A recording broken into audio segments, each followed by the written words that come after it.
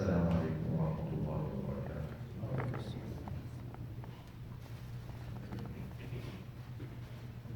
الله أكبر الله أكبر الله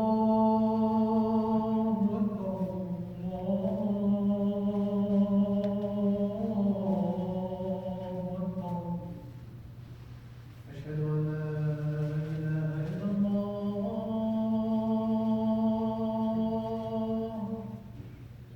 أشهد أن لا إله إلا الله.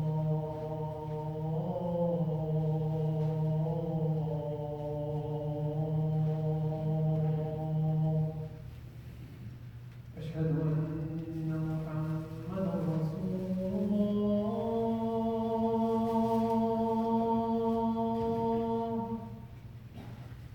أشهد أن محمدا رسول الله.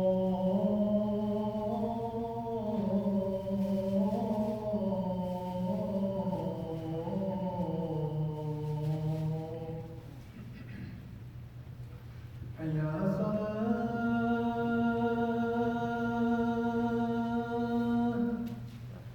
حي على الصلاة. حي على الفلاح.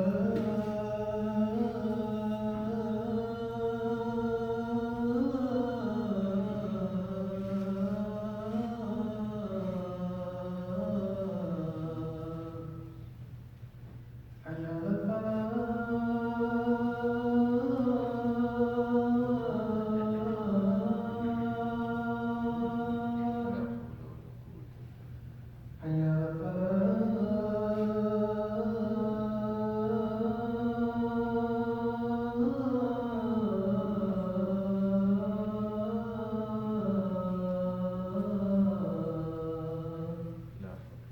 الله أكبر الله أكبر. لا إله إلا الله.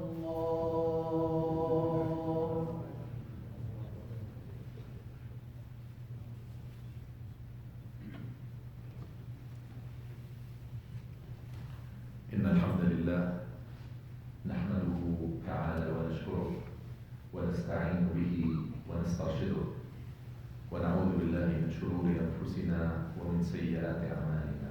من يهده الله فهو المهتد ومن يضلل فلن تجد له وليا مرشدا. وأشهد أن لا إله إلا الله وحده لا شريك له أرسل رسوله بالهدى ودين الحق ليظهره على الدين كله ولو كره المشركون. اللهم صل وسلم وبارك على سيدنا ونبينا وحبيبنا وقائدنا ومرشدنا وحجتنا وشفيعنا محمد وعلى آله الطيبين الطاهرين وصحبه أجمعين ومن تبعهم بإحسان إلى يوم الدين. أما بعد، فإن أصدق الحديث كلام الله وخير الهدي هدي محمد رسول الله صلى الله عليه وسلم وشر الأمور محدثاتها وكل محدثة بدعة وكل بدعة ضلالة. عباد الله، أوصيكم ونفسي بتقوى الله وطاعته وأحثكم على التمسك بهدي قرآنه وسنة نبيه. فقد قال الله جل من قائل: أعوذ بالله من الشيطان الرجيم. بسم الله الرحمن الرحيم. يا أيها الذين آمنوا اتقوا الله حق تقاته ولا تموتن إلا وأنتم مسلمون.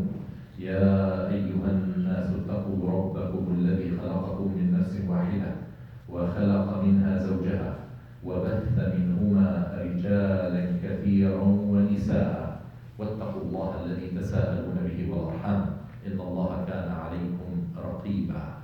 يا أيها الذين آمنوا اتقوا الله وقولوا قولا سديدا يصلح لكم أعمالكم ويغفر لكم ذنوبكم ومن يطع الله ورسوله فقد فاز فوزا عظيما. صدق الله العظيم. Before I start, I want to remind everybody that you shouldn't be using your telephone while the khatib is giving the khutbah. Then I will start, inshallah, right now. The reason for my choice for this topic today is twofold. The first part of the reasoning is that quite often people ask me out of respect, out of professional love, out of religious love, what shall we call you? Shall we call you as an imam? Shall we call you sheikh? Shall we call you by your academic title? How shall we address you? And my answer to them is that I am not comfortable, nor can I justify a title for the service that I am currently providing. And I will explain what does that mean during the khutbah. The second part of my reasoning is that lately a message circulated on social media condemning two members or two category members of the society, politicians and clergy, calling them in Arabic Rijal al-Din. And I just want to explain, where did this title, Rijal al-Din, the men of religion, which is translated into English as clergy or clerics, where did it come from? Do we have titles for religious services? We do, but I'm going to explain that those titles come with the kind of specialty and the time we are providing the service. In Islam, right now, I am a khatib. When I lead the salat, I become the imam of salat. When I give or share something from a mufti, I'm a carrier of a fatwa. I am not a mufti. There are many titles that come with the territory. Like, for example, you call a person of extensive knowledge in Islam as alim, scholar. A person above that who is really a source that people refer to, a reference in a particular field, may be called allama, or an extreme scholarship carrier in that particular field. So there's alim, there's allama, there's imam of salat, there is khatib, there is muhaddith, someone who is a specialist in hadith, knows exactly the chain of transmission of all the authentic hadith, the hadith that are not authentic. He is a scholar of, he's a muhaddith.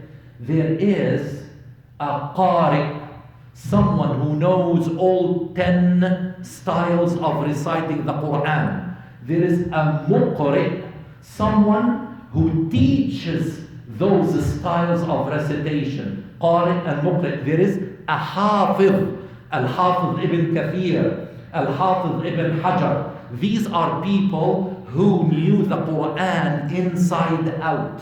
There is a mufti, someone who is able to give all jurisprudence accounts on every matter. He is a mufti, he's qualified. Now, unfortunately, as of late, we've seen from some schools people graduating already, as mufti so and so. And when I asked them, I said, where did you get this title? He said, I'm a junior mufti. There's no such thing as junior or senior. Either you are a mufti because you are qualified, or you cannot carry this title. There is a faqih. Faqih is someone who is either one of two things: knows the Arabic language with all its ramifications, fiqh al-lugha al-arabiyya, Arabic language, or there's a faqih in the rules of jurisprudence. There are so many categories. There is the title Sheikh, which I would like to explain to you. What is a Sheikh? In Arabic, a Sheikh is a person who is old. A person who has past ages, above 70. He is a Sheikh, but because of the years of accumulating wisdom, they started to call a person who spent his life in acquiring Islamic scholarship, they started to call him as Sheikh. And there are a few, very few in Islamic history. Notable among them is Shaykhul Islam Ibn Taymiyyah, because everybody recognized his scholarship in Islam is so extensive. But they started to use the title Sheikh so loosely, and that is not justified, because it gave others the impression that you are like us, you have Sheikh, you have Imam. This is in line with the false pretense of medieval Europe. In medieval Europe, there was a necessity to separate the state from the church because of the conflict between the ruler and the head of the church, the Pope. So eventually they solved this problem by making the statement, give to Caesar what belongs to Caesar and give to God what belongs to God. أعطوا ما لقيصر لقيصر وأعطوا ما لله لله. Now this solved the problem for them, and that separated, and they started to recognize the clergy, the ministers of religion, the priests. But we don't have that. We don't have that. In Islam, in early days, when things were still unadulterated, when they were still pure, the ruler, Amir al-Mu'mineen, was the Imam and the Faqih and the source of knowledge for all of the community. He is the Imam when he is leading Salat. He is Amir al-Hajj when he is leading the community on Hajj. He is the Faqih when they sit into his majlis to answer their questions. So there was no separation whatsoever. And the best definition that I found in Islamic literature of what an imam is, what imama is, was given by the great scholar Al-Mawardi.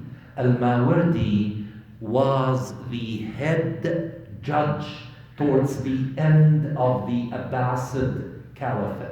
And he said in his book Adab As-Salatin, he said, Al-Imamatu mawdu'atun li khilafati al-nubuwati fi hirasati ad-din wa siyasati ad-dunya.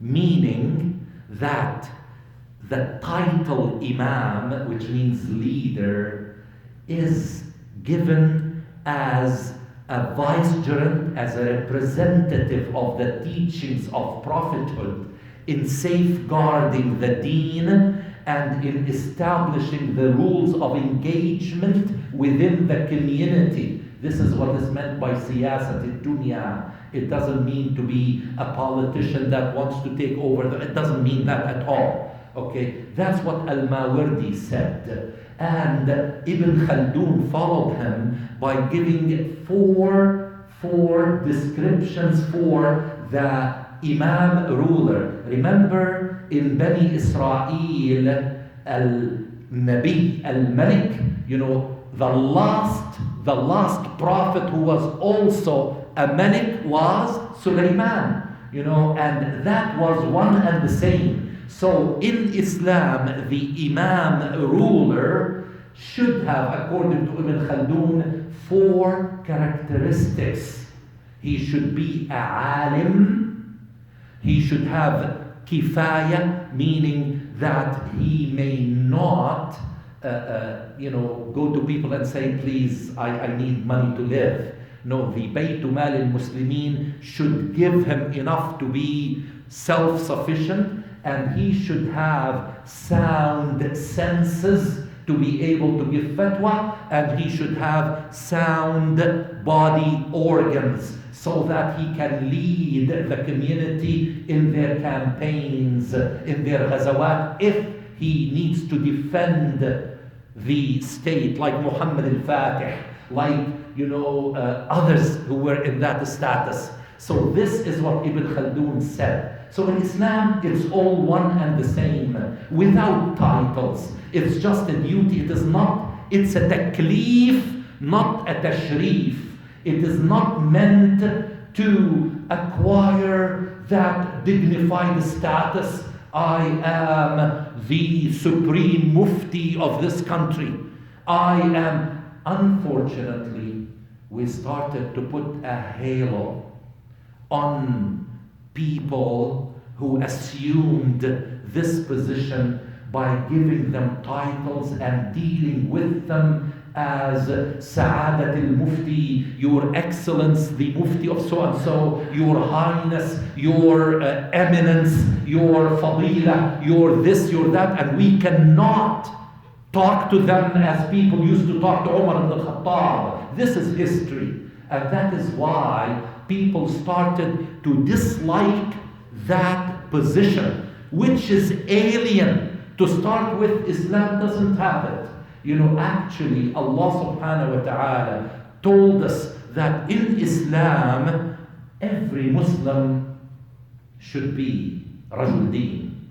Every Muslim should acquire knowledge of Islam. It doesn't really suffice to depend on someone to feed you what you need at the time you need it and then you go relax.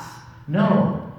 Look at the practical instruction in Surah At-Tawbah, ayah number 122. وَمَا كَانَ الْمُؤْمِنُونَ لِيَنْفُرُوا كَافَّةً فَلَوْلَا نَفَرَ مِنْ كُلِّ فِرْقَةٍ مِّنْهُمْ طَائِفَةٌ لِيَتَفَقَّهُوا فِي الدِّينِ وَلِيُنذِرُوا قَوْمَهُمْ إِذَا رَجَعُوا إِلَيْهِمْ لَعَلَّهُمْ يَحْذَرُونَ. This is what our deen says. That look how practical it is.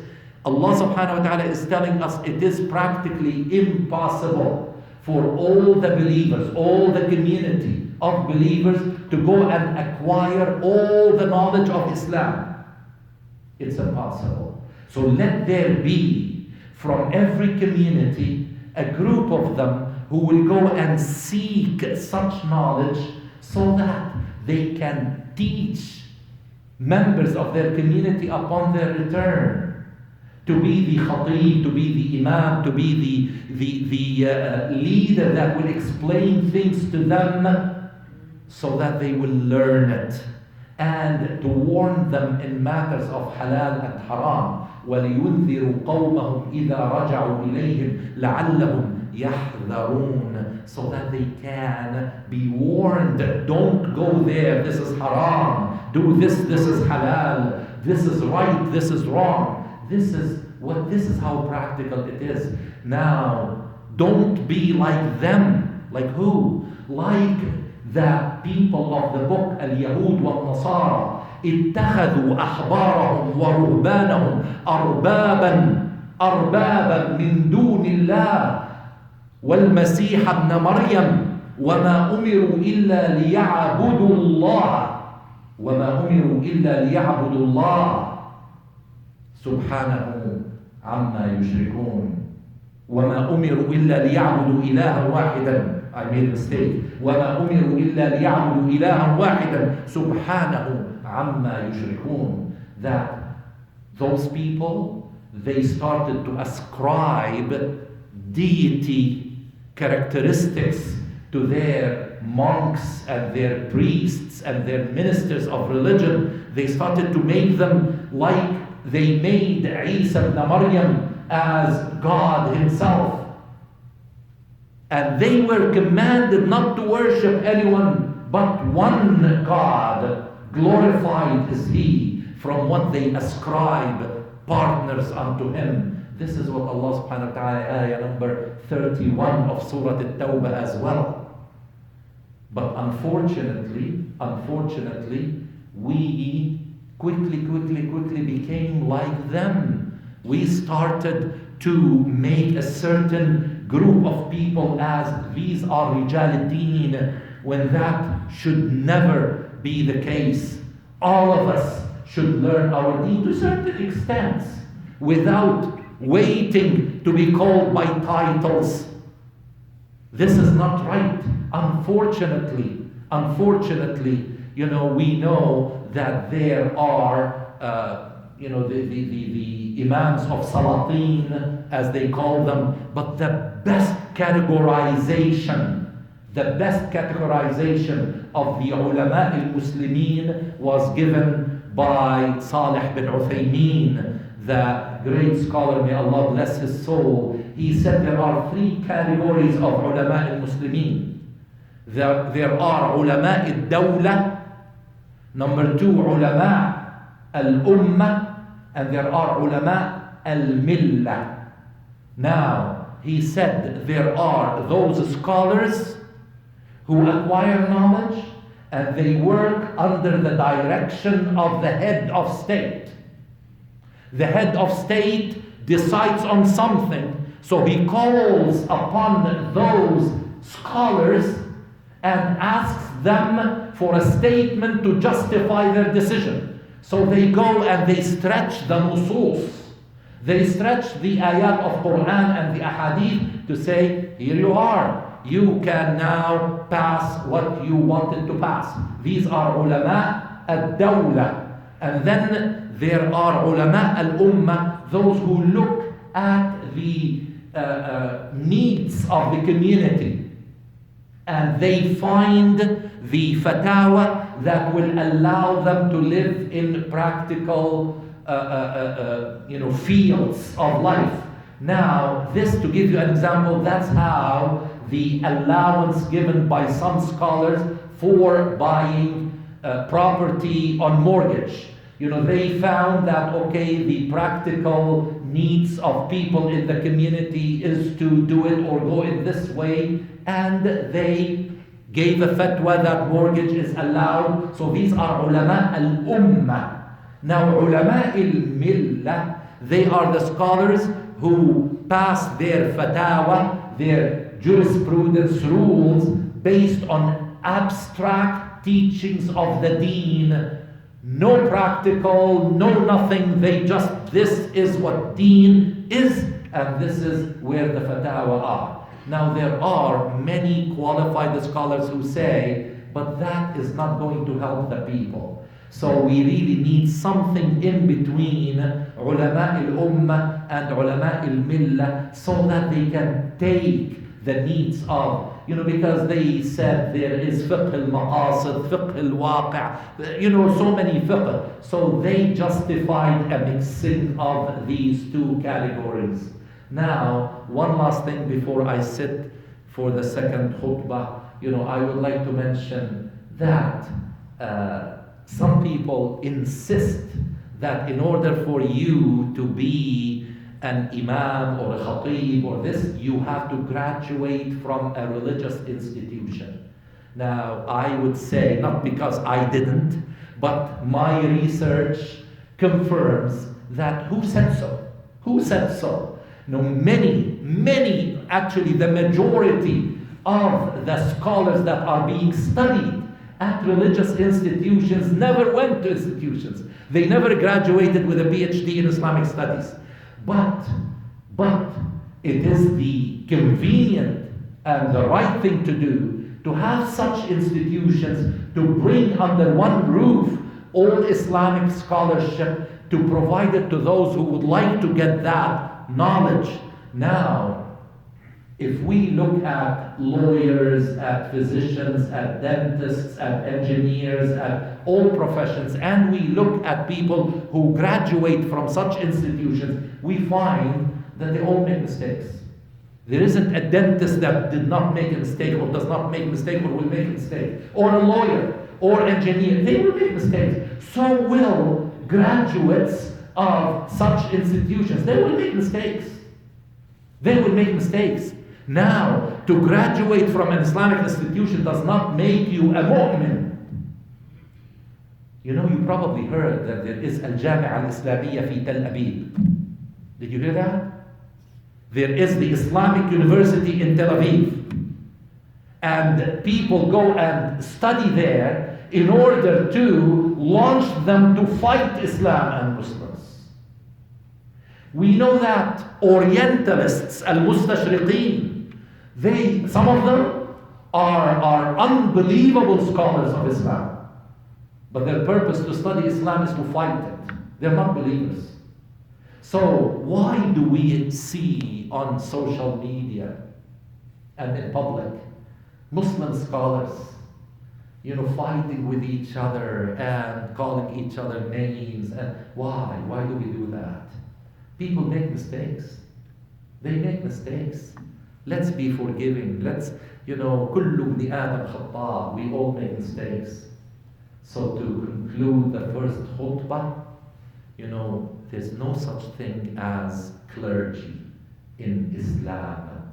There are scholars, there are people at different times, mufassirin, there is hafiz, there is muhaddith, there is faqih, there is this, there is that, for the purpose of the scholarship he or she acquired. أقول قولي هذا وأستغفر الله العظيم لي ولكم فيا فوز المستغفرين. دعاء الله سبحانه وتعالى يجزاك ودعاء آمين يا رب العالمين.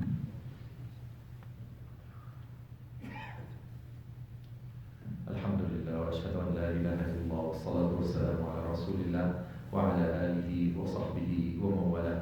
رب اشرح لي صدري ويسر لي أمري واحلل عقدة من لساني يفقهوا قولي. My dear brothers and sisters,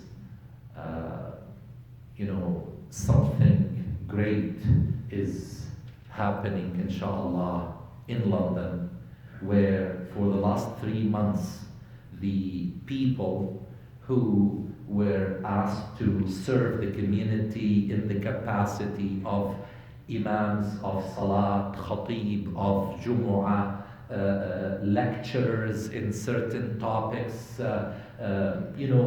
da'is, to spread the message of Islam. 6 of them got together and formed the London Council of Imams. And tomorrow, inshallah, at the London Muslim Mosque, the launch of this council will take place.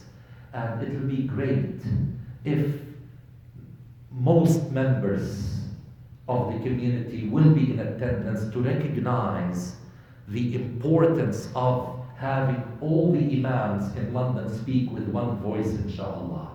And that is something we were waiting for the longest time. So tomorrow at 6 o'clock, there will be short speeches by each of the 6 imams.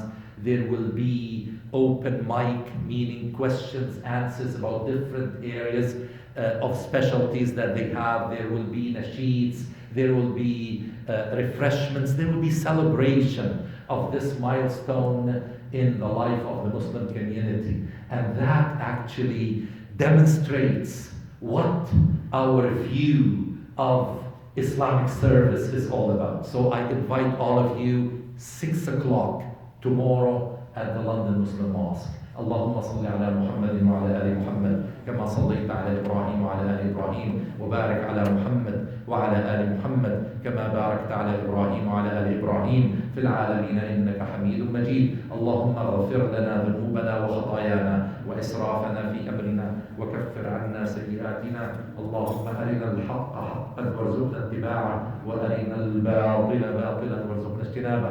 اللهم علمنا من ديننا ما جهلنا وذكرنا منه ما نسينا وكن معنا ولا تكن علينا. عباد الله، إن الله يأمر بالعدل والإحسان وإيتاء ذي القربى وينهى عن الفحشاء والمنكر والبغي يعظكم لعلكم تذكرون. اذكروا الله العظيم يذكركم وادعوه يستجب لكم ولذكر الله أكبر والله يعلم ما تصنعون. وأقم الصلاة.